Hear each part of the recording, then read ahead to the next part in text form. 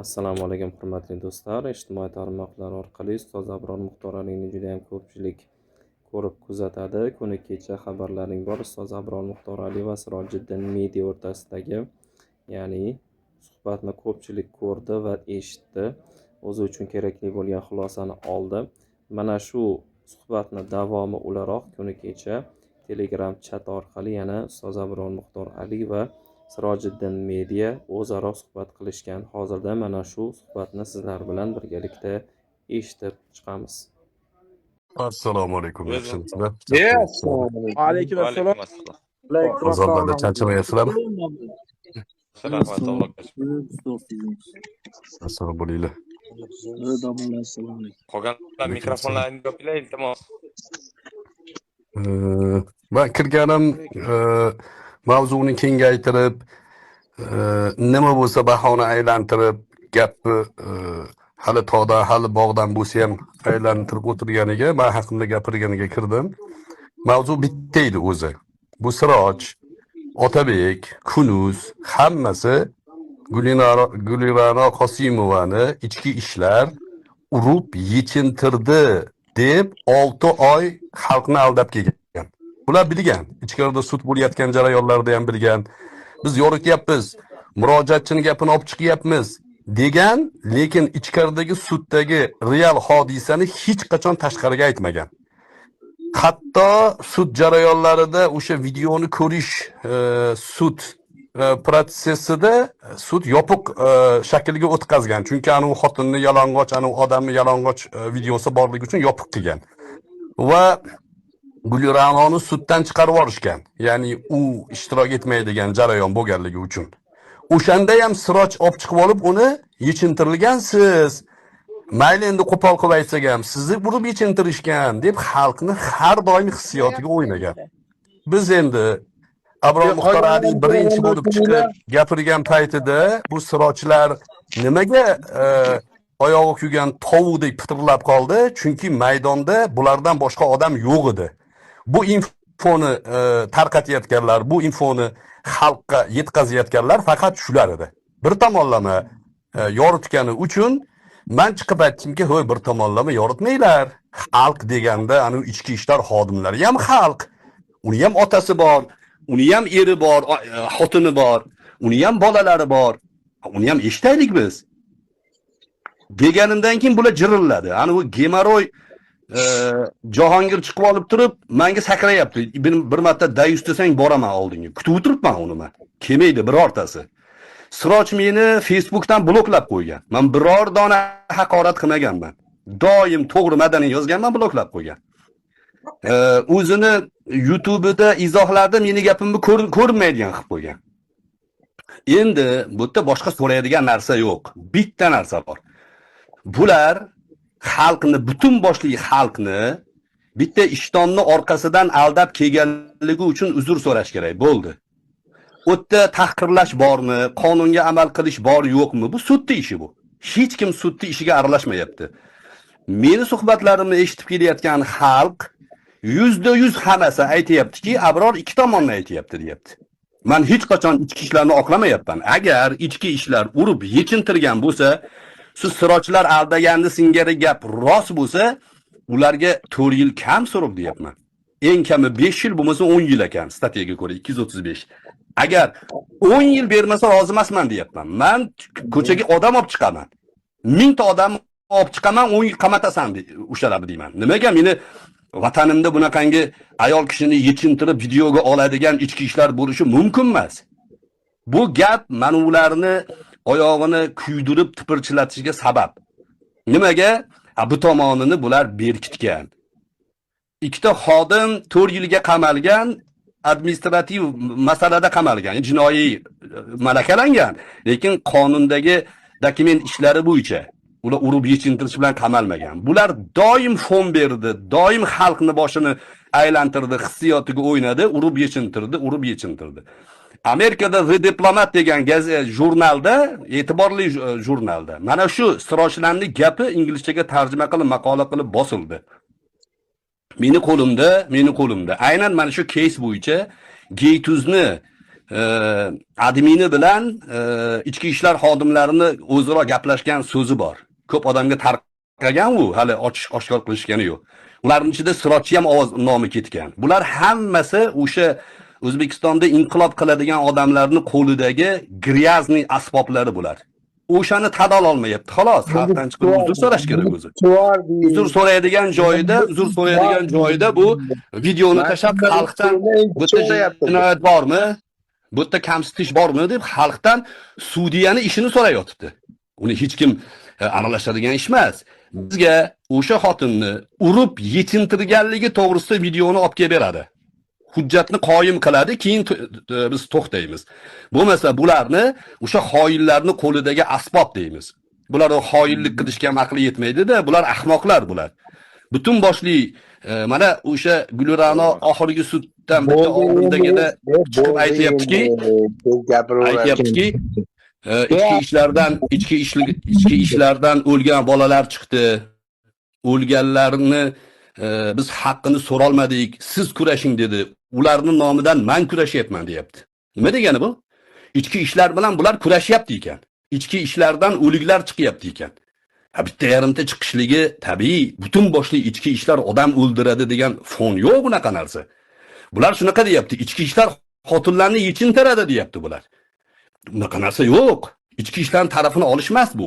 Bu mamlakatning kelajagining tarafini olish. Meni tajribam, 15 yillik tajribam bu.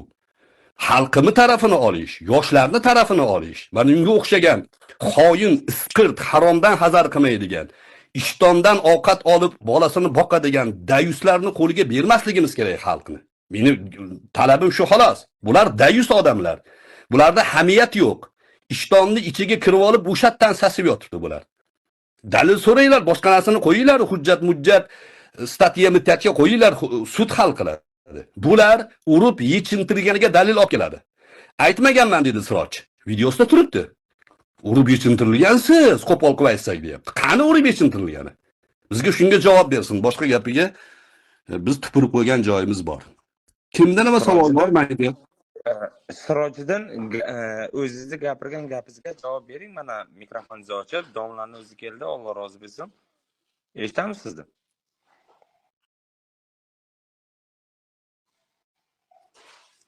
Nafasingiz ichingizga kirib ketmasin, Sirojdan mikrofoningizni oching.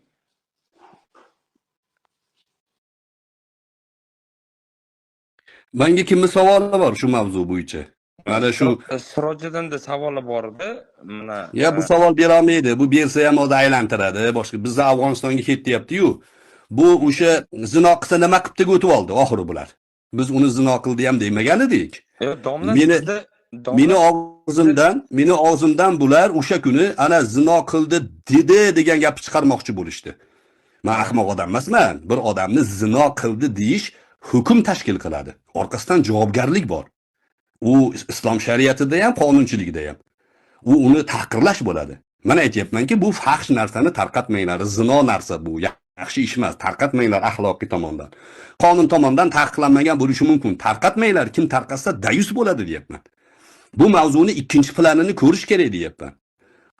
Bularni qarshisida haqiqat ya'ni ko'rinib qolgandan keyin bular doim ishtonni ichidagi bir xotinni avrat lattasidan kun ko'rib yurgan sassiqlar bu gapga chidagani yo'q. Darrov menga odam emas bu, meni musulmon emas deyapti. Men musulmonligini bilmayman buni deyapti. Bular o'sha ateist buni qo'llasa ham, meni YouTube'da boshqa joyda trollar haqorat qilsa ham xursand bo'lib o'tiribdi. Nimaga?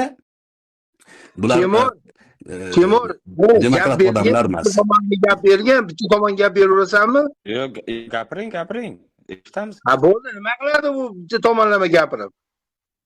Bu demang, siz o'zi bilan men sizga pervoshlik emasman. Ha, bo'ldi, gapirsin, menga savolni bersin. Men savolni berganman, javob bermayapsan sen. Domlani chaqir deb chaqirdingiz domlani. Men domlani chaqir deganim yo'q, birinchidan o'zi kirdi. Kimdir chaqirgandir. Men haqimda gapiryapsan-la sen. Yana g'iybat deb qo'yasanlar. Senlarga bo'laveradimi? Senga bo'laveradimi? Sen biz gapirsak g'iybat bo'ladi. Men yo'q joyda sen gapirsang bo'laveradimi senga? Yo'q. Men sen haqingni umuman gapirganim yo'q. Sen любой pat xotinim talo bo'lsin haqingda gapirgan bo'lsam dechi qani hammani oldida. Naki efirlarni gapirganman. Yo'q, hozir mana shu joyda, mana shu hozir, mana shu Temur raisni telegramida Abror haqida gapirmadim. Agar gapirgan bo'lsam xotinim talo bo'lsin dechi. Yo, men unaqa deya olmayman. Hamma gapni Nimaga? eslolmayman. 3 soatdan beri gaplashib o'tiramiz biz. Sen alkashmisan? Alkash eslamasang nimaga aljirayapsan unda? Men haqimda gapiryapsan pulni. Odam demayman uni, domla demayman uni. Sen kimsan? Chiqdingmi? Nima deysan? Sen 3 soatdan beri biza gaplashib o'tiramiz, 2 soatdan beri. Endi chiqdingmi? Endi duxing yetdimi bu yoqqa chiqishga? Bu sen alkashmisan? Kayping bormi seni? Duxum yetdi emas, endi xabar keldi menga. Yo'q. Yo, Siroj aka hozir Nima bilan abu aytasiz? deb gapiryapti-ku, nima u tilni Abu deyman, Abu deyapsiz. Sen haqingda gapirmadim deyapsan-ki hozir. Men sen haqingda gapirmadim demayapman. Endi demayapman deyapsan. Sen bu yerda odamlarni ahmoq deb o'ylaysanmi? Sen bitta sen to'g'ri gapirasan. Odamzod. Hozir chiqib olib, o'sha ma'ruzani boshlab yubording. Ma'ruza emas, men pozitsiyamni gapirdim. Meni pozitsiyam, sanlar xalqni aldagansanlar. Hop. Hozirgacha aldab kelgansanlar, endi sekin o'tib olib turib ishtonning ichiga kirib olyapsanlar. Sanlar tan ollaring, noto'g'ri yoritgan ekanmiz. Bu noto'g'ri u gaping. Yoritmagansanlarki, urib yechintirmagan ekan u. Kecha ham kirding. Qattan bilasan sen? Hal sen sudmisan? Yo, men sudni hukmini aytmayapman. Sudga qo'yib qo'ydik biz. Sud urib yechintirilganligini tahlil qilmayapti. Sud umuman boshqa narsani tahlil qilyapti. To'xtang, mayli endi. Urib yechintirilganligi haqidagi ayblov to'xtatildi, rad etildi. Xo'p. Shu? Sanlar aldagansan, urib yechintirildi degansan. Chiqib uzr so'ralar. Mayli. O'sha narsani shunaqa deb hisoblaylik ham. Hisoblaylik emas, aniq. Yo'q, mayli, aniq ham deylik. Xo'p, mayli. Aniq ham deylik emas, aniq aytgansan. Aniq aytgansan, dayuslik qilgansan sanda. Nimaga deylik qilasan? Sen aniq aytgansan. Hey, Abror. Tavba qildim. Bunaqa kazzob odamni ko'rmaganman. Kazzob sensan u hozir. Hozir deylik deb yotsan. Men yolg'on gapirayotganim yo'q. Nimani yolg'on gapirdim men? Gapingga xo'pti deyapman. Bo'pti mayli deyapman. Yo'q, bo'pti maylidan keyin senda faqat uzr so'rash qoladi, boshqa yo'l qolmaydi. Sen qonungami yoki boshqa narsalargami? Qonun bor-ku. Qonunga qo'yib qo'ygan, qonunga biz qo'yib turibmiz. Qonunga qo'yib qo'yganmisan? Qonunga qo'yib beryapmiz. Ovozingni o'chirib tur, Temur, sen men Abror bilan gaplashib oling. Qonunga qo'yib berdik deyapman. Sud hal qiladigan narsaga aralashmaymiz. Seni kamandang, dayuslar jamoasi har bittang shu xotinni urib yechintirilgan degan gapingga uzr so'rashing kerak chiqib. Biz shuni so'rayapmiz, bo'ldi. Boshqa narsaga aralashayotganimiz yo'q.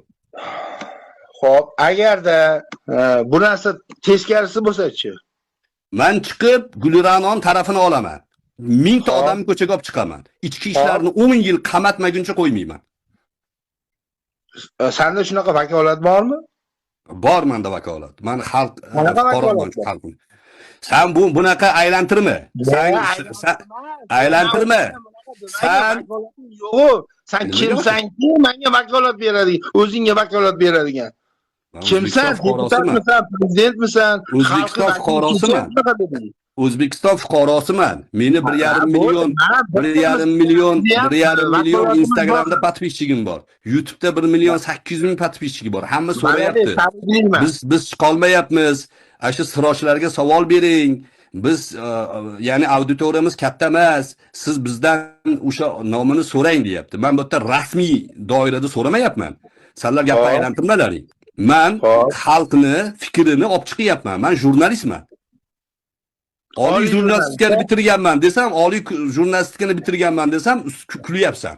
Jurnalistikani ham bilaman ekan ishni. Klassifikatsiyasini ham tushunmaysan.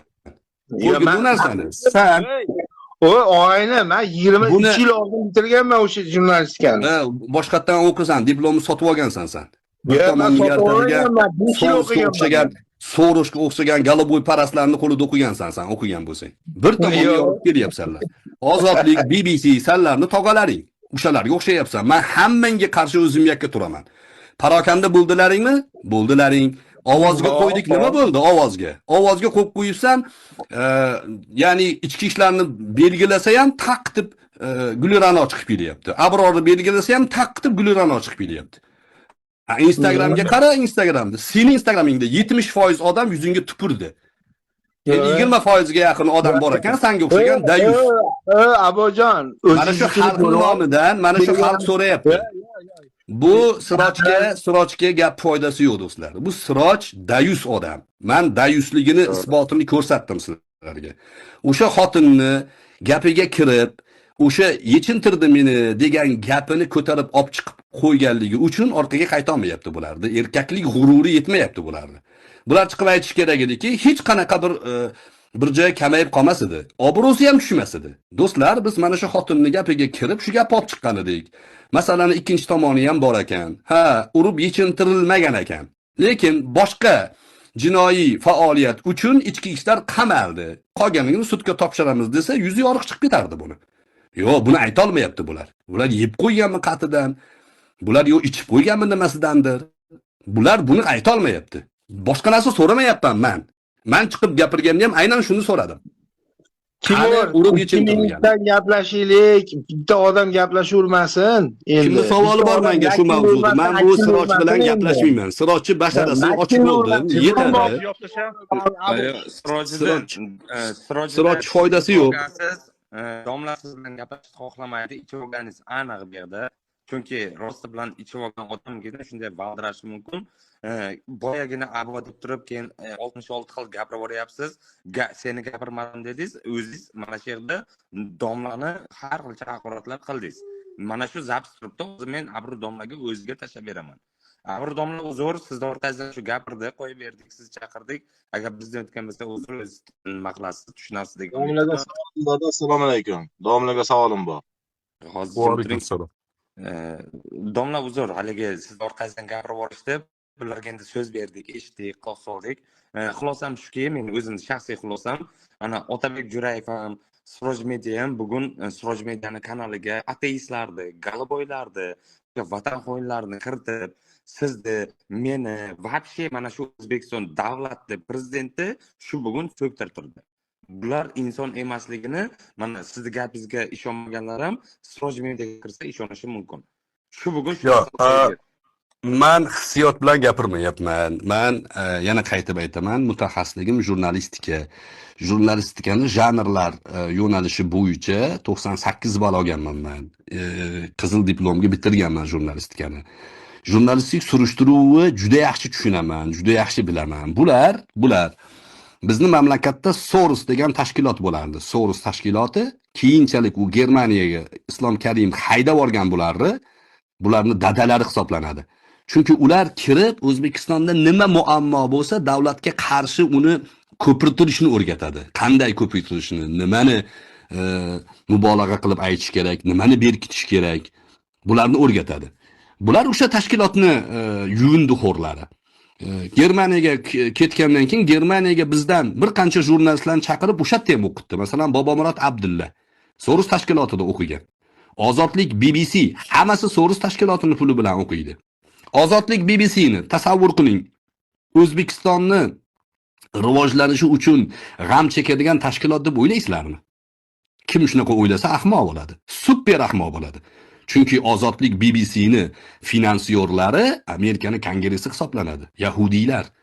Ular bu rivojlanayotgan mamlakatlarning ichida har doim negativni urg'u beradi. Endi Sirojchi taktikasi, Siroj Kun.uz bu yerda ham qo'lga tushgan mana shu masalada. Bitta xotinni yig'i-sig'isini haqiqat deb olib chiqib, ichki ishlarni mag'zava ag'darishgan. Kun.uz'ni bitta videosi 2.900.000 ko'rilgan. Izohlarni ko'ring, 30.000 ga yaqin izoh yozilgan. 29.000 haqorat. Tasavvur qilyapsizmi buni xavfliligini? Ertaga o'sha meni taxminim bo'yicha birinchi instansiyadagi sud mana shu axboriy bosimdan qo'rqib ularga jinoiy javobgarlik bergan. Agar ozgina yengillik qilganda edi, o'sha paytda sud 29.000 odam ko'chaga chiqardi. Nimaga bu ichki ishlar yechintiradi-yu, nimaga bunga sud ozod qilib yuboradi? Buni poylab turgan edi, buni yaratib berganlar ijtimoiy ongni tashkil qilganlar mana shu alkashlar bo'ladi. Men endi chiqib shu ajdahoga qarshi yurdim men. Birinchi gapirganda xabaringlar bor. Temur ham menga qarshi o'shatdan u Gulrano bilan telefonda gaplashganimni tanqid qilib gapirdi boshida. Keyin tushunib yetib orqaga qaytdi. Bular butun, ya'ni tasavvur qiling, 30 ming negativga qarshi Abror chiqib gapiryapti. Toshbo'ron qilsa 2 kunda haqiqat ayon bo'lmasa nima bo'lishi mumkin? Kommentariyani o'qi deb qo'yadi. Kommentariyada tabiiy sanlar yedirib qo'ygan odamlar menga negativ yozishi aniq, tabiiy. Endi hozir o'qinglar kommentariyalarni. 90%, 70% biz tomonga o'tdi odamlar. Domla shu joyda tushuntirish o'tib ketsam, agar ruxsat bersa, tushuntirish o'tib ketsam, mana shu aynan shu gapingizga birinchi masalada siz ko'rganmisiz, endi ishingiz ko'p, ko'rmagan bo'lishingiz ham mumkin. Men Andijon viloyatining hokimlariga qarshi kurash qilgandim, yutib chiqdim. Qamalib ketdi, ko'p va hokazo bo'ldi. Ana shu narsani menga tashab, mana Abror seni dayus deyapti dedim. Bunday qarasam, siz o'sha kim vatanga qarshi chiqsa, hokimiyatga qarshi chiqsa, davlatga qarshi chiqsa, o'sha dayus degan joyni tashlab berishdi. Men o'sha paytda qo'zg'ab ketdim. Bu bir.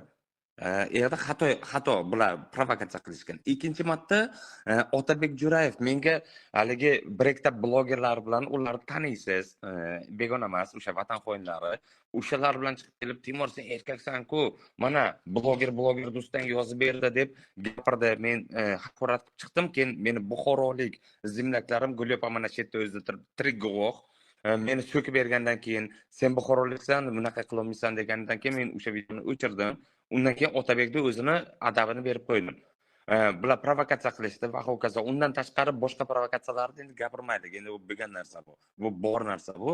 O'shaning uchun domla mendan o'tgan narsaga men birinchi marta ham sizdan uzr so'raganman. Mana oxirgi marta ham men uyatmayman. Men mujikman, erkakman. Abror Muxtor Ali mujik inson. Alloh rozi bo'lsin. Domla o'zi Ramazon oyidan sizdan uzr so'raganim. Meni yana bitta so'rayman. Alloh uchun meni kechirib qo'ying. Timur, uzr so'rash juda ayb ish emas. Xato har kim odam qiladi. To'satdan masalan propagandaga aldinishi mumkin. Eng yaqin o'rtoqlarim, masalan Shuhrat Musayev, eng yaqin ukam bo'ladi meni. Bu ham propagandada ular tomonni qo'llab-quvvatlab bordi. Abrorni maydondan yo'qotish uchun hamma instrumentni ishga soldi bular. Nimaga demokratik muomalasi yo'q bularni? Nimaga Abror gapirmaslik kerak? Kecha Siroj aytayaptiki, ahli ilm bo'lsa qisib yursin deyapti. Bularni nazdida ahli ilmlar qisib yurish kerak. Bular xohlagan tezagini yeyish kerak, xohlagan tezagini reklama qilish kerak. Bitta fohishani olib chiqib to'mariz qilib berish kerak.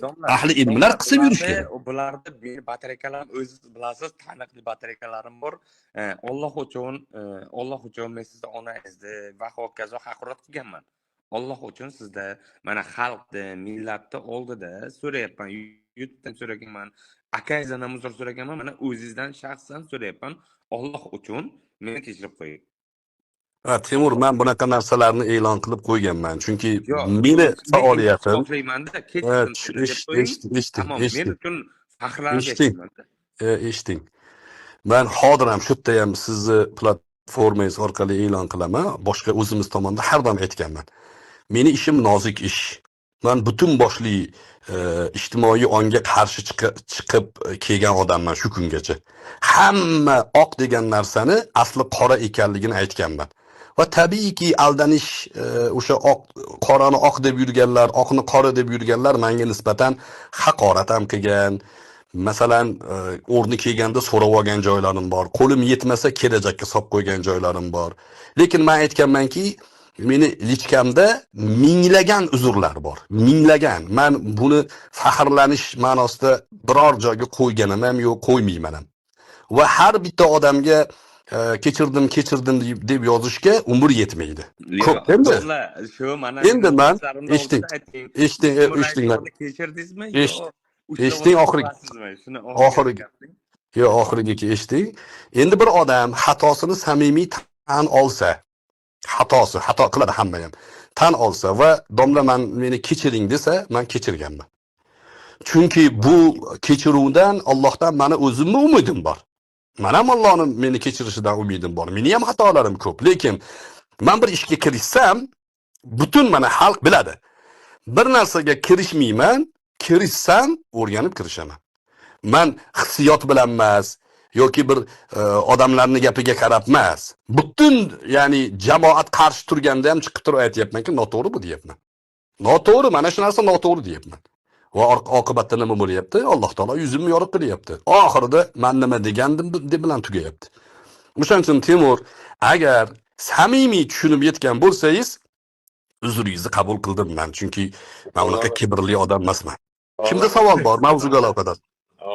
Domla, assalomu alaykum. Va alaykum assalom. Savol beradiganlar qo'llaringizni ko'taringlar, ochib qo'yamiz. Gullepa, hozir bir minut. Abradomlar, sizdan Alloh rozi bo'lsin. Rosa xursand bo'ldim. Shu masala haligi ro'za Ramazon oyida men uchun qiynayotdi. Hozir rosa xursand bo'lib, ko'zimga yosh kelib ketdi shoning.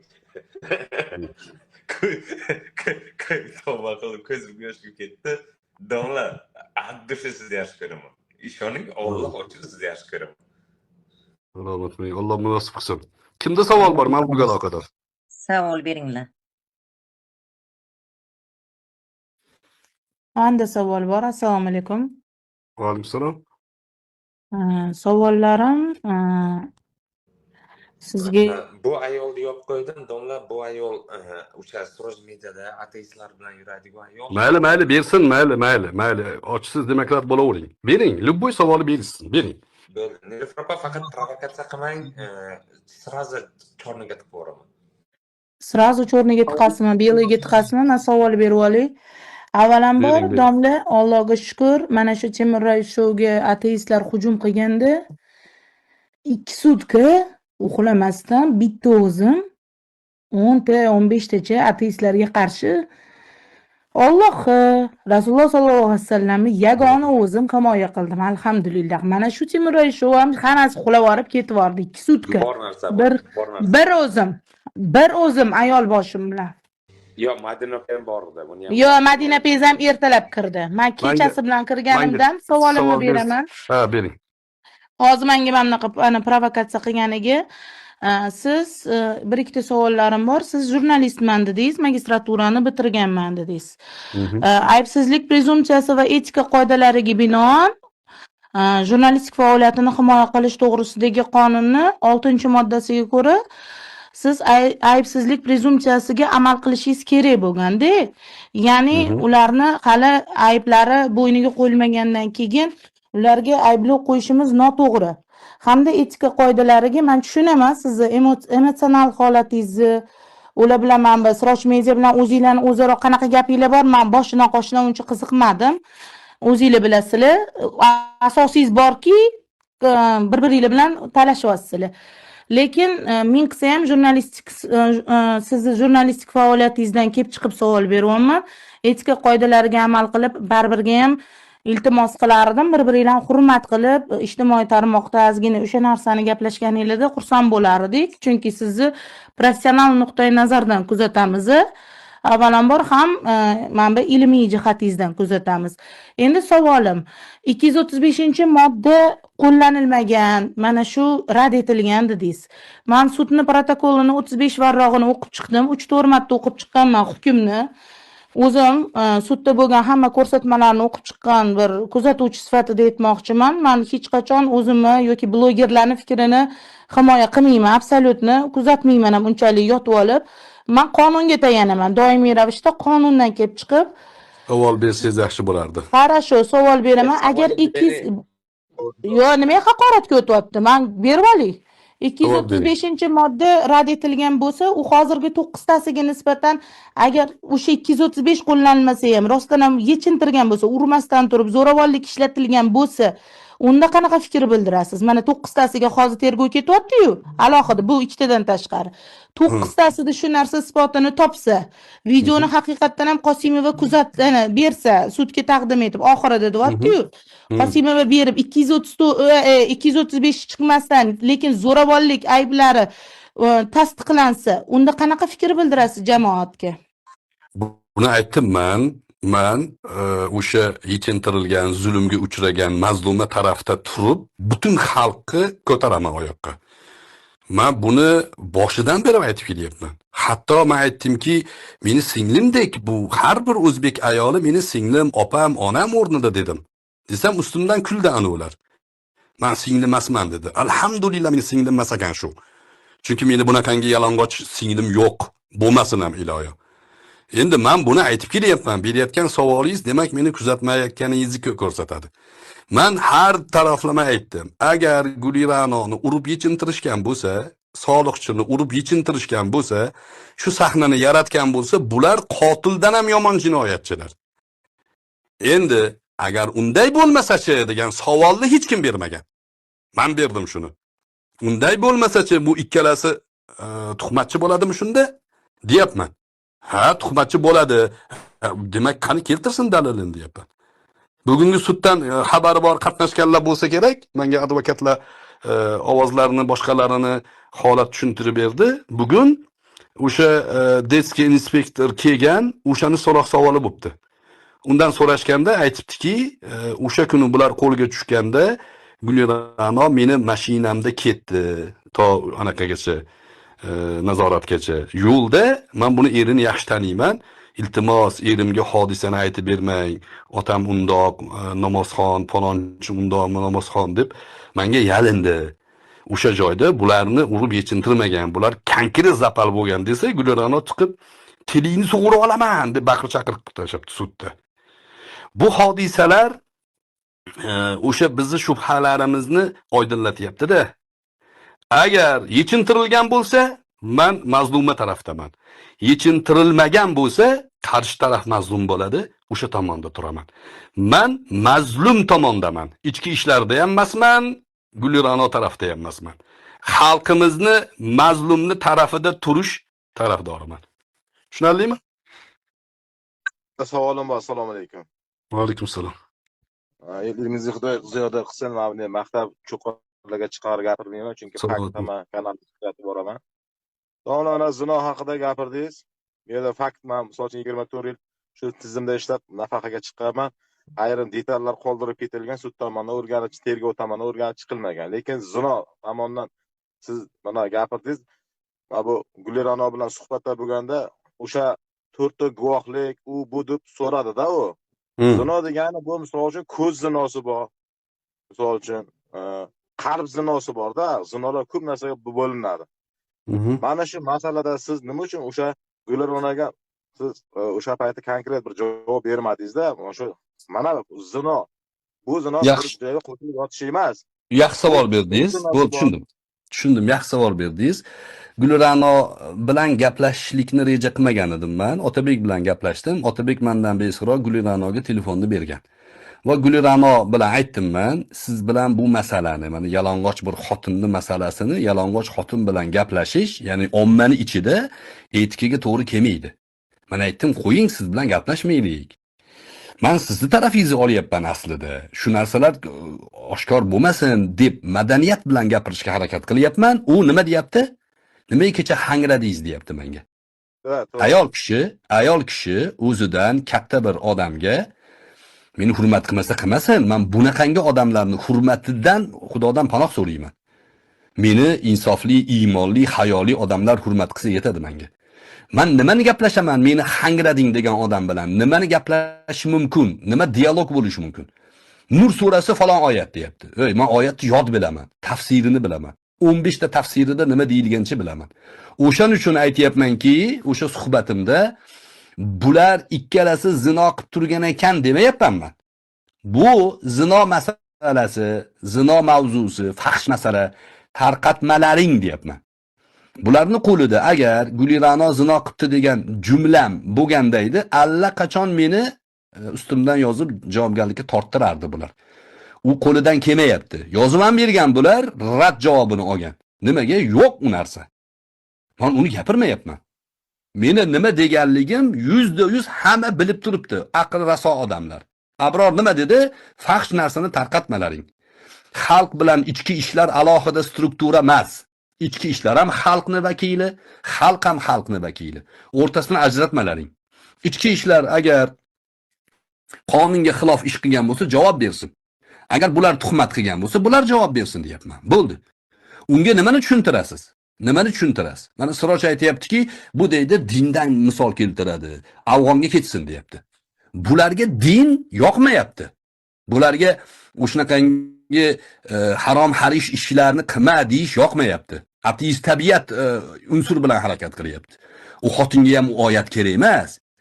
Men oyatni davomini o'qiyman, o'rnida o'tirolmay qoladi ular. Davomida qattiq narsalar bor. Bu zino masalasi, mana shunga o'xshagan fahsh masalalarni o bitta Nur surasining o'zida gap emas, ancha gap bor o'tdi. O'shaning uchun savolingizga qisqacha javob shu. Men u bilan gaplashishni xohlamagan edim. Undan keyin chiqib sakradi, mana gaplasha olmaydi deb. Keyin nima deb e'lon qildim men? Kellaring dedim. Xohlasalaring boraman dedim. Gulirano, uni Akbarali degan eri, soliqchining xotini, yig'illaring boraman. Sirojchi olib kelib ol. Jahongir To'laganov gemoroyni olib kelib ollaring. Luboying bilan borib gaplashaman. Meni bitta savolim bor. Urib yechintirilganligiga 19 minutlik video bor degansanlar. Qo'yib berasanlar xalqqa. Yoki sudga berasanlar. Va sanlarni o'sha gapingni isbotini sud tasdiqlaydi, keyin santrab o'tamiz. Ungacha sanlar tuhmatchisanlar. Sanlarning kim tarafini olayotgan bo'lsa, dayus ular meni nazdimda. Erkin fikrim dedi. Domla mana shu tushundim. Domla mana shu 19 minutlik video deyapti-ku, o'zi proses 5 minut 19 sekund davom etgan. 5 minut proses. O'sha eshikdan oldin to borib tushguncha 5 minut 19 sekund davom etgan. Endi o'sha qonuniy demokratik deymiz, boshqa deymiz. O'sha qanaqa qonuniy demokrat odam bo'lsa ham uylansa nikoh o'qiladi. O'sha yomon domla bor o'qib beradi. O'lsa yomon domla janozasini o'qiydi. Ilm olgan domla janozasini o'qiydi. Mayli bular xotinini halollab beradi-da. Mayli uni qo'yavering, yana bitta narsa. Aralashtirmas kerak. Tushundim. Bir narsani yaxshi e'tibor bering-da. Bular qonunchilikka amal qilamiz deyapti. Gap yo'q. Qonunchilikka amal qilsalaring, aytlaringki, biz hur odammiz. Men erim bo'lsa ham soliqchini yaxshi ko'raman. Biz ikkalamiz biz maza qilib hayot kechiryapmiz. U meni majburlamadi, men uni majburlamaganman desa bo'ldi, hech kim ularni qonuniy javobgarlikka tortmaydi. Aytadiki, ha bo'ldi, nima bo'q yesang yeb yuraverlaring deydi, bo'ldi. Odamlarning nafratiga qoladi, bo'ldi. Shu bugun domla uzr gapingizni bo'ldim. Shu bugun shu narsani men Sirojga ham aytdim. Men aytdimki, agar dedim Gulirano mana shu imina tiqib xalqqa tuhmat qilgani uchun, xalqni aldagani uchun uzr so'rab qo'ysan, tamom. U suddiy ishlarini, sudda advokati bor, prokuraturasi bor va hokazosi bor, o'zlari hal qiladi dedim. Endi bitta narsani aytaymi, qaranglar. Ichki ishlarga ishingiz tushdi deylik. Alloh ko'rsatmasin, bir xonadonga bir balog'atga yetmagan qizni bitta ho'kiz olib kirib ketdi. 02 ga telefon qildingiz. 02 yetib keldi. Yetib keldida ichkariga bostirib kirdi. Bu haqqi bor buni. Faqat prokuraturaga telefon orqali, yozma orqali bayonnoma berib qo'ysa bo'ldi. Uni sud hal qiladi-da. Tasavvur qiling endi. Videoda qarasangiz, yuzini ko'rsatmayapti u xotin. Ichki ishlarni ming xil ehtimolni nazarda tutadi ichki ishlar operlari. Ming xil ehtimol. Bomba bog'lab olgan odam bo'lsa-chi, terrorist bo'lsa-chi o'tirgan odam. Josus bo'lsa-chi, uni nima qilib bo'lsa ham yuzini ko'rish kerak. Ular videoga olayotganlar tashqariga tarqataman deb olmayapti. Ular tadbirni videoga olayapti. Endi tasavvur qiling. Bu yerda o'sha hodisalarni yaxshilab kuzatsangiz, boshida ichki ishlar Guliranolar bilan kelishgan. Mayli deyishgan. Eringga aytmaymiz deyishgan. Bo'pti mayli degan. Yopaylik shu ishni degan. Yopishgan. Ani soliqchi mammas, meni shopirim yoki meni bitta ishchim, inspektorim olib keldi buni. Farrosh qilib olib keldi degan, ya'ni tushuntirish xatlarigacha rozi bo'lishgan. Nimaga desa, masalani yopish uchun. U bechoralar o'zbekchilik qilgan, musulmonchilik qilishgan. Mayli endi nima bo'q yesa yegandir, lekin qo'yinglar, bekitaylik degan. Hatto Gulirano menga telefoningni ko'rsat, o'chirib tasha, erimga ko'rsatmalaring degan. Endi qarang. Bu ish yopilgandan keyin 17-aprel bo'lyaptimi?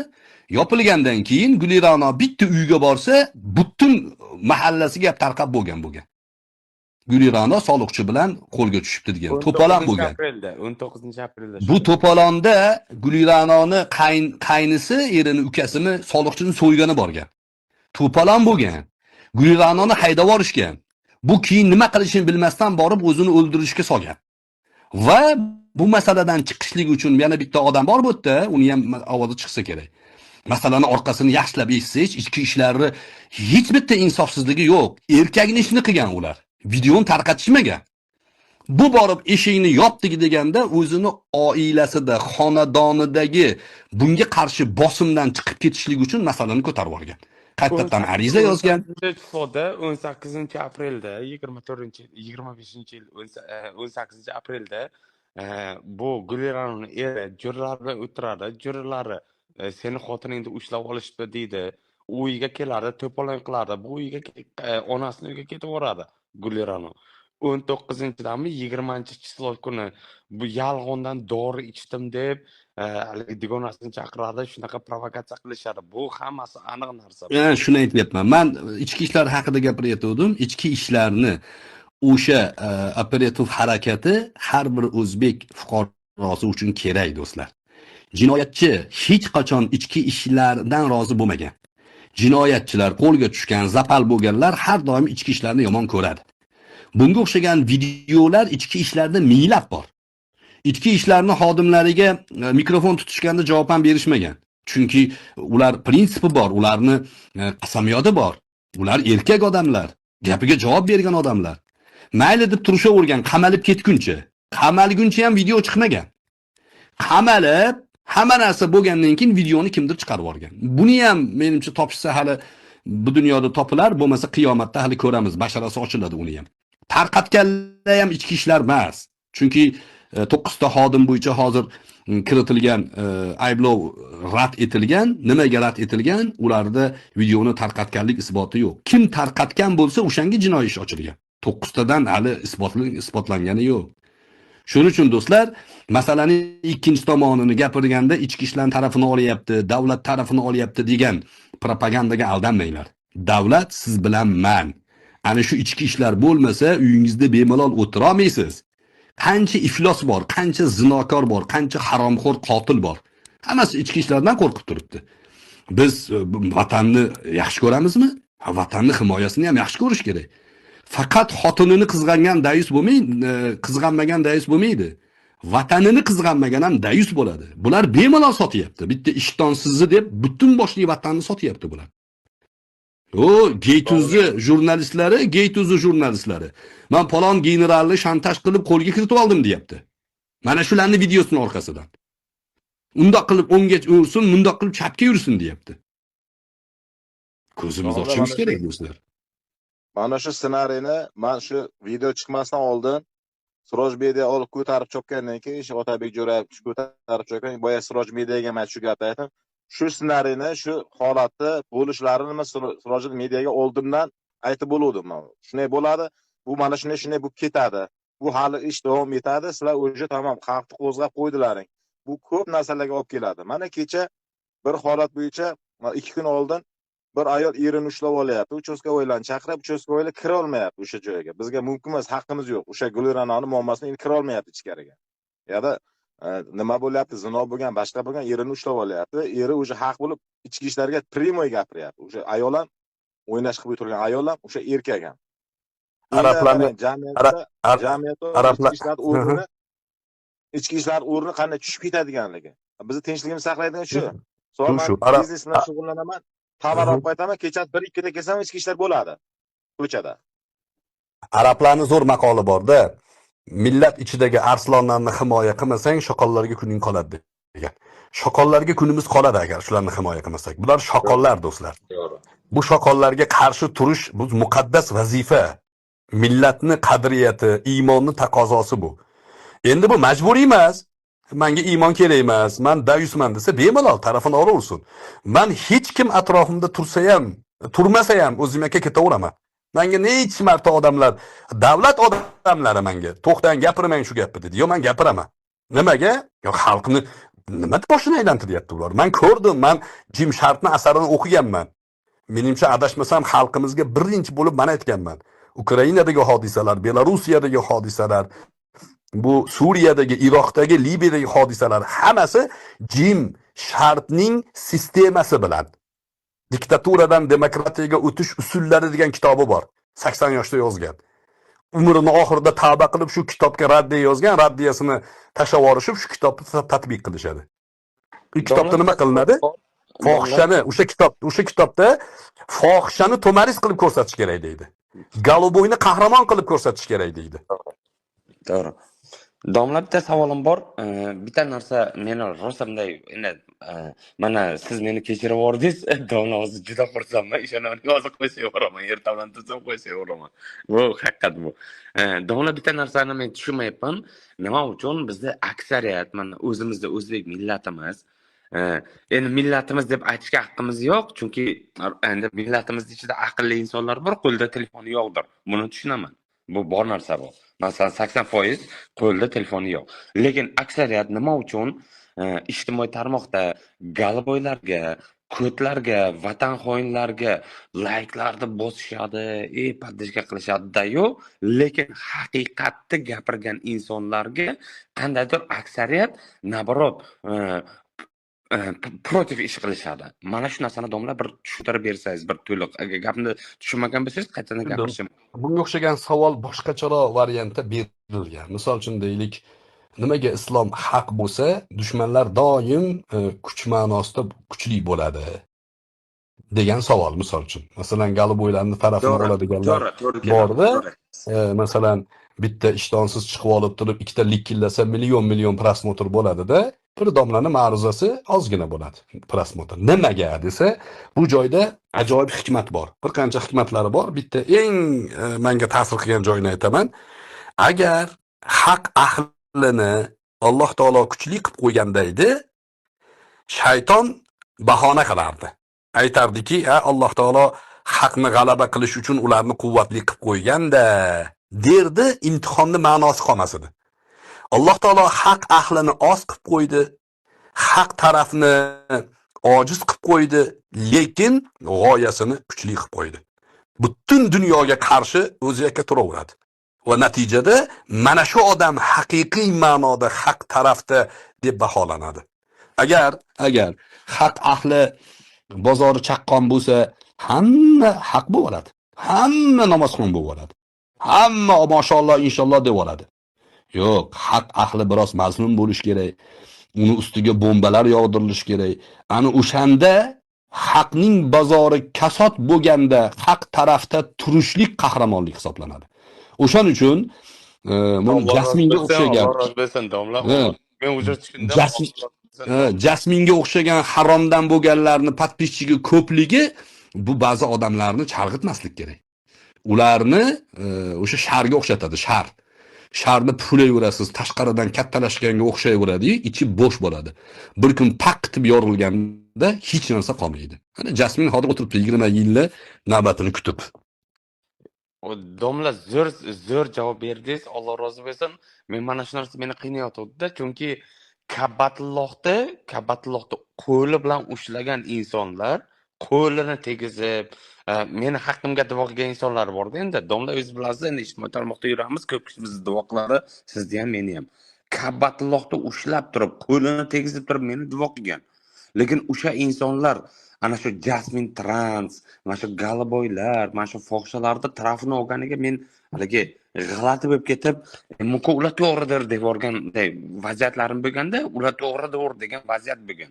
Lekin hozir sizni javobingizdan kelib chiqib, shar katta ko'rishidan qat'iy nazar ichi pufak bo'ladi dedingiz-ku, bu gap tagida gap bor-da, bu haligi pufak qancha katta bo'lmasin, ichi bo'm-bo'sh. Bu yo'q narsa bu. Prosta sizga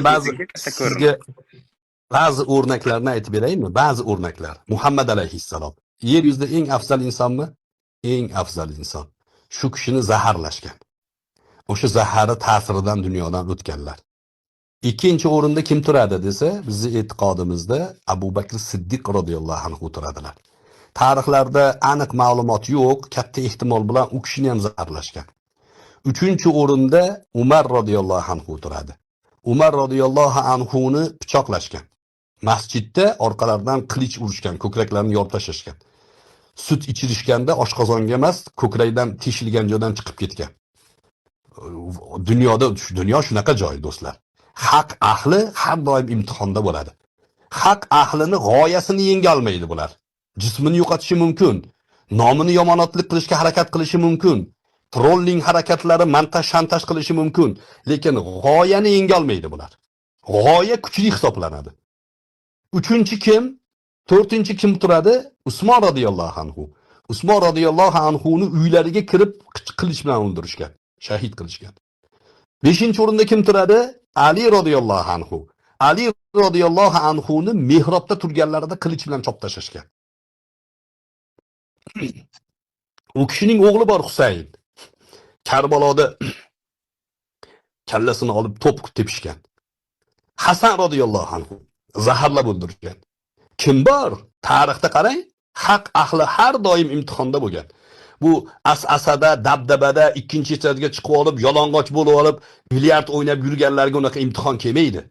Ular sharmandalik qilib, shallaqalik qilib, dunyo maydonida yutgan ko'rinaveradi. Ozgina kutib tursin. Alloh taolo mataun qalil degan. Ozgina foydalanib turlaring, ozgina. Intaziru inna nahnu minal muntazirin degan. Kutib turlaring, biz ham kutib turibmiz. In tasxaru minna nasxaru minkum kama tasxarun degan. Bizni ustimizdan kulyapsizlarmi, masxara qilyapsizlarmi? Biz ham bir kun masxara qilamiz degan. O'shaning uchun haq ahliga imtihon kelishi bor. Domla yana bitta bir savol, mana xalqimizning ichida yuradigan savoldan beryapman sizga. Alloh taolo shunaqa chevarzod deydiki, seni yelkang ko'taradigan darajada senga og'irlik va yengillik beradi. O'sha masalasida bir gapirib o'tsangiz, mana shu yerda shuncha odam Oyat bor. Alloh taolo seni yelkang ko'taradigan darajada senga og'irlik beradi va seni yelkang ko'taradigan darajada yengillik beradi. To'y yengillik beradi. O'sha haqida bir gapirib o'tsangiz, domla. Bu endi anaqa Qur'oni Karimda Alloh o'rgatadi. Baqara surasining oxirgi oyatlarida Alloh taolo bandaga duo o'rgatadi. Shu duoni qilib yurishimiz kerak. Nima qanaqa duo u? Robbana va la tuhammilna ma la taqata lana bih. Mana shu duo shu. Parvardigoro, bizni toqatimiz yetmagan yukni bizga yuklama degan duo. Yuklashi mumkin, lekin bizga yuklama deb so'rashimiz kerak. Va boshqa bir joyda Alloh taolo aytadiki, men bandaga zulm qilmayman deydi. Demak, banda ko'tara olmaydigan yukni yuklamaydi. O'shaning uchun xotirjam bo'ling. Haq tarafda tursam, hamma menga haqorat qilar ekan, montaj qilar ekan deb qo'rqmang. Haqda turavering. Siz ko'tara olmaydigan yukni bermaydi. Sabr qiling. Haq ahli ekaningizga 100% iymoningiz komilmi? Turing. U shaldirab oqayotgan bulg'onch selga aralashib ketmang. Turib bering. Shu joyda qo'shimcha qilaman, hurmatli obunachilarim, mana shu yerda hammamiz bilamiz. Hammamiz pagalonni bilamiz. Abror Motor Alini ustidan nimalar deb tuhmatlar qilishdi. Har qancha laqablar qo'yishdi va hokazo qo'yishdi, lekin nimagadir Abror Muxtor Ali bemalol yuribdi. O'sha Abror Muxtor Aliga laqab qo'ygan insonlar O'zbekistonga yo O'rta Osiyoga yo Rossiyaga kela olmaydi. O'sha Yevropani bitta davlatiga o'tirib olgan. O'sha даже Yevropani boshqa davlatiga o'tolmaydi. Shu darajalik qisib qo'ygan. Lekin Abror Muxtor Ali bemalol West Yevropani aylanib keldi. Yevropaga kela olmaysan deganlar Fransiyaga ham bordingiz, domla qaysi davlatlarga borib bordingiz? Fransiya, o'sha Yevropa davlatlariga bir o'zi Yevropada Schengen bor, hamma joyga bordik. Bu Rimga bordik, Italiyaga, Ispaniyaga bordik, Fransiyaga, Shvetsiyaga. Domla siz borolmasdingiz-ku. Yo'q, bular gapiraveradi. Yo'q, yana borolmasdingiz. Bular "Bekaki, Abror sen O'zbekistondan chiqolmaysan" deb gapirayotdi-ku. Domla qanday? Bular masalan yuzma-yuz gaplashamiz deganlariga hatto Fransiyada men chaqirdim. Kellaring, mana keldim Fransiyaga. Kela olmaysan deyotganlar. Keldim dedim. Ko'rdik. Keyin ikkita MMA jangchisini pul berib menga yuborishgan. Ikkita MMA jangchisi, bittasi afg'on, ikkinchisi arman. Bittasi Dog'istonlik, bittasi arman bola. Ular o'zbekchani bilmaydi. Kelyapti, bizga to'satdan sakrab qolyapti. Men endi o'sha joyda kallamni tutib o'tirmayman-ku. O'sha joyda shunda 3 sekund orqaga 2 qadam siralib qaytib kelishimga mana qochdi deb video qilishdi. Sirojga o'xshagan dayus tabiatlar rosa xursand bo'lishdi. Ana Abror qochdi deb. Yo'q, Fransiyagacha quvib borganman men. Endi bitta mezon bor. Bitta mezon nima? Sizni kim yomon ko'radi? Hazrat aytardilarki, Hazrat rahimahulloh, sizni maqomingizni Alloh nazdida qandayligini bilish do'stingiz bilan dushmaningizga ko'ra bilinadi derdilar. Agar dushmaningiz iflos, razil, fohisha tabiat, galuboy, ateist, shunaqangi fobiyalar bo'lsa, xursand bo'ling. Alhamdulillah, shularga qarshi, shular menga qarshi deng. Pozitsiyasi aniq odamni dushmani aniq bo'ladi. Hamma bilan do'st bo'lish munofiqning ishi. Esdan chiqarmang. Men masalan mashhur sirojlar tavba qilmaguncha do'st bo'lmayman bular bilan. Tavba qilmasa, men do'st bo'lsam, prinsipimni yo'qotib qo'yaman. Erkak kishini prinsipi bo'ladi, musulmonni prinsipi bo'ladi. Oyoqni yerga mundoq bosganingizda qattiq joyga bosishingiz kerak. Libboy joyga botib ketavermaslik kerak. Endi sizni dushmaningiz yaxshi insonlar bo'lsa, xolis, samimiy insonlar bo'lsa, ziyoli insonlar bo'lsa, bir o'zingizni taftish qilib oling. Axloqingizni to'g'rilab oling. Shu joyda bir narsa aytay Temur. Men sizni menga nisbatan shaxsiy emasda meni faoliyatim. So'ragan uzringizni qabul qildim deb aytayapman-u, lekin sizni ko'p videolaringizni tashlashadi menga. Men hech qachon sizni o'sha haqorat bilan, boshqa narsa bilan faoliyatingizni qo'llab-quvvatlamayman, yoqlamayman, balki qarshi bo'laman. Agar bir kun kelib mana shu masalalar ko'tarilsa, davomlar bu masalada sizda bir og'iz haligi gapirdingiz, bu bola so'kmasin deganingizga, men so'kmadim. Kecha endi Otabek Jo'rayev o'tkazib yubordi, Siroj kalasi o'tkazib olgan taqdirda ham to'g'ri g'oya bilan yutishimiz kerak biz. To'g'ri g'oya bilan. Gruppasiga sizda meni shunaqa haqorat qilyaptiki, u haqoratni ko'krak ko'tara olmaydi. Endi men sizda emasman, men sразу. Ya men deganim uni qo'llab-quvvatlayman degan ma'noda emas-da. Men sizga madaniyat bo'yicha sizga yetishim uchun ummatda tug'ilishim kerak. Menga nisbatan 100% gaplasha olmagani uchun bular aytadi, Abror haqorat qiladi deydi. Men hech qachon haqorat qilmayman. Hech qachon. Siz bilan siz bilan meni qilayotgan ishimizda haqorat qilib shunaqa bir endi kurakka turmaydigan narsalar gapiryapti. Endi domla men sizni tushunaman, sizda haqqingiz yo'q. Bir kun javobini oladi. Lekin bu men erkak kishiman. Bir kun javobini oladi. Astag'firulloh, domla so'kinib o'rdim. Temur bo'ldi. Temur boshqalar ham savol bersin. Men lichkam to'lib ketdi. Yo'q, kechagi bo'lgan narsa-da bu. O'shaning uchun ketdi. Domla men haqorat gapirib o'rdim. Alloh ajr bersin. Salomat bo'lamiz inshaalloh. Bizda saharlikka yaqinlashib qoldik. Domla, o'zimda savolim bor. Uzr, vaqtingizni olib qo'yapman. Domla, mana shu masalaga qo'shilganimdan beri endi ko'ryapsiz, sizni gapingizda domlalarning gapini, ahlinlarning gapini gapirganimdan beri tavba qildim, astag'firulloh, men bunaqa tishlarni men ko'rmagandim. Tush ko'rasiz, mana uxlaysiz, siz ham uxlaysiz, tish ko'rasiz. Lekin rosti bilan ham meni o'zimda boshimdan o'tayotgan, men o'zim ba'zi bir ko'rib ketaman. Bu tush endi tush bu. Har qilcha bir g'alati tishlar ko'ryapman, chunki katta bir buyuk insonlar tishimga kirib, Timur sen to'g'ri yo'ldasan deyapti, bittasi Timur unday deyapti. Endi katta insonlarni ko'ryapman tishimga. O'shani men o'zim tushunolmayapman. Chunki bunaqa tish men ko'rmaganman oldin. Endi tushunaman, men katta ishlarga tiqilib qo'ydim, burnimni tiqib qo'ydim, buni tushunaman. Lekin fakt esa qanday bir prezidentlar, davlat xodimlari, ana Amir Temur, katta insonlar tushimga kirib, har narsa gaplarni gapirishyapti. O'shanga men sal bir qo'rqib ketyapman. Bir tarafdan to'g'riligimni bilyapman. Ular menga masalan dars tishimda ham biron narsa yomon gap gapirmayapti. Lekin shunaqa bir buyuk insonlar men tushimga kiryapti. Mana shu oxirgi 2-3 kunda. O'shanga men o'zi Akmalga ham aytib yubordim. Akmal domla bilan bo'lamoqchi demoqchi edim. Domla o'zi kiradi dedi. Mana o'zi kirdingiz, Allohga shukr. Lekin nimagadir mana shu oxirgi vaziyatda juda buyuk insonlar men tishimga kirib, qanaqadir menga bular dars beryaptimi, bir aql beryapti, shunaqa bo'lyapti. Men o'zim tushunmayman, bir tarafdan qo'rqib ketyapman. Men Allohga shak keltirishni xohlamayman-da, baribir endi jannatga kirishni xohlaymiz. Alloh taolo nasib qilsa, jannatga kiramiz. Jannatda eng pastiga kirsak ham Allohga shukr deymiz. Alloh taolo tevarzon. Lekin bu masalada bilmayman, men to'g'ri yo'ldaligimni bilaman, chunki men ahlinlarni, domlalarni hurmatini joyiga qo'yaman. Lekin nima uchun bunaqa katta ulug' insonlarda juda katta ulug' insonlar tishimga kiryapti, menga gapirishyapti, men bilan suhbat qilishyapti, o'shanga men qo'rqib ketyapman. Meni o'sha tishimda ko'rgan narsadan qo'rqqanimda bular meni zaif deb o'ylashyapti. Vaholanki men zaif inson emasman. Men avlodni patrakiga bog'lab bitaraman. O'shanga domla men sal mana shu narsaga sal o'ylanib, hali mana 2 kun bo'lyapti, hech o'zimga kela olmayapman. Domla bir to'g'ri narsani, bir oyatdan, Qur'ondan gapirsangiz, Alloh taolo inshaalloh meni yuragimga bir shifo bersa, bir haligi sokinchilik bersa.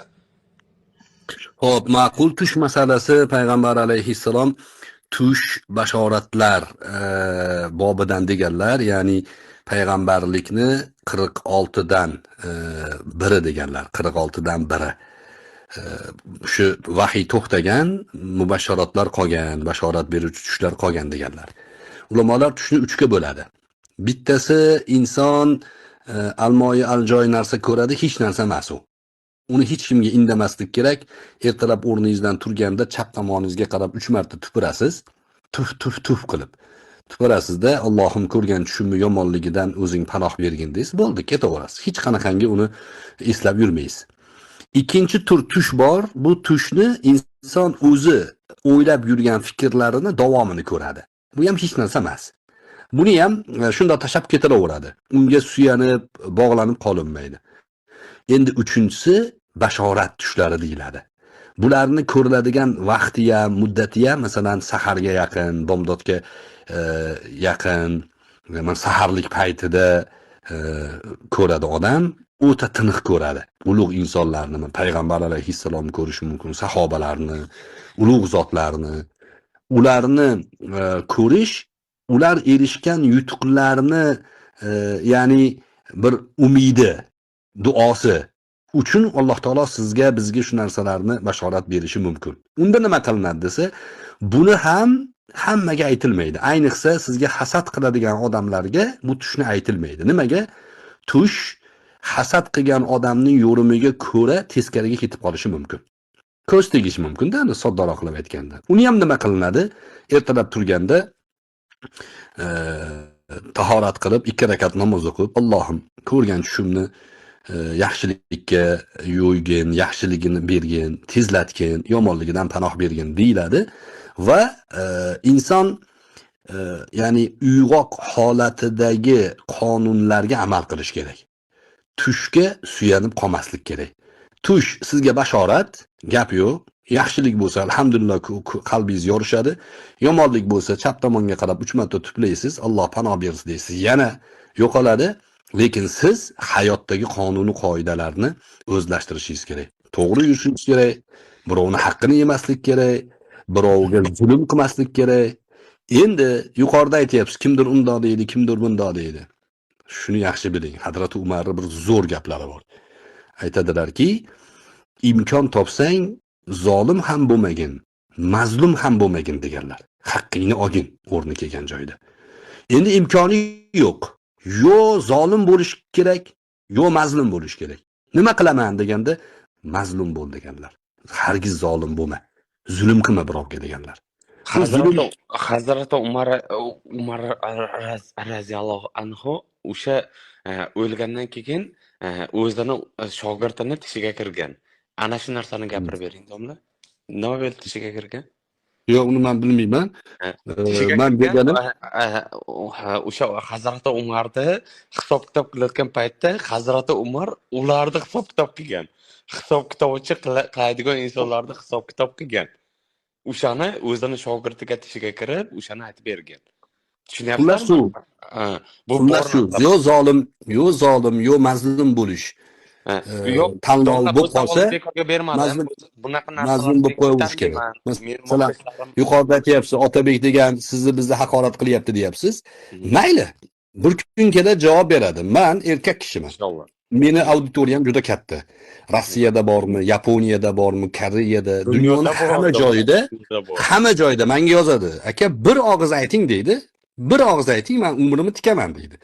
Men lekin samosudga qarshiman. Avstraliyada yashaydigan, Avstraliyaning poytaxti nima, Bankurimi, qanaqadir o'sha yerdan telefon qilishib menga, men Abror Muxtor Alini shogirdiman dedi. Qanaqa shogirdsiz desam, men shu insonni men tomosha qilib, Timur dedi, nima kerak men tarafdan? Shuni Otabek bilan ana Sirojda bir balo qil. To'xtab turing, astag'firullah deb ayting dedim. Domla Biz samosudga qarshimiz. Qonuniy ish qilamiz. Qonuniy ish qiladi dedim. Bu gapni menga aytingiz, iltimos, domlani meni sharmanda qilmang, bu narsalar qilmang deb aytsam, bo'ldi ukajonim, lekin dedi, xohlagan pulingni beraman. Hozir kartangni tashlab, hozir pul tashlayman dedi. Endi oxirgi bitta eshiting Temur. Oxiri men bitta hadis aytib beraman. Mana shu mavzuyimizning xulosasi. Payg'ambar alayhissalotu vassalom 3 ta narsaga qasam ichganlar. Allohga qasam deganlar. Rasululloh qasam ichib aytadilar, demak o'ta muhim bu. Eng to'g'ri narsa. Bittasi sadaqat so'rash bilan odam boy bo'lmaydi deganlar. Zakot berish bilan kambag'al bo'lmaydi. Bu bir, ikki.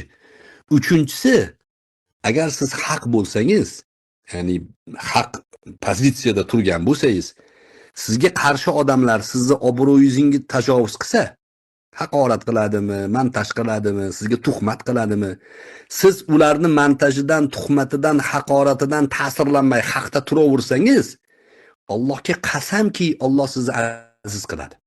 Rasululloh hadislari bu. O'shaning uchun haqda turishlik muhim. Shuni esdan chiqarmang. Bir kishini ustidan g'alaba qilish muhim emas. Haqda turish muhim. Nimaga desa, Alloh haqqa g'alabani tabiatiga o'rnatgan. Qul ja'al haqqu va zahaqal batil innal batila kana zahuqa. Oyatda shunaqa ya'ni ifoda bor. Ayting haq keldi, botil yo'q bo'ldi, botil yo'q bo'lguvchidir degan. Demak, biz haqda turaverishimiz kerak. Bizni xalqni hurmat qilishligi mana ovozga qo'ydik.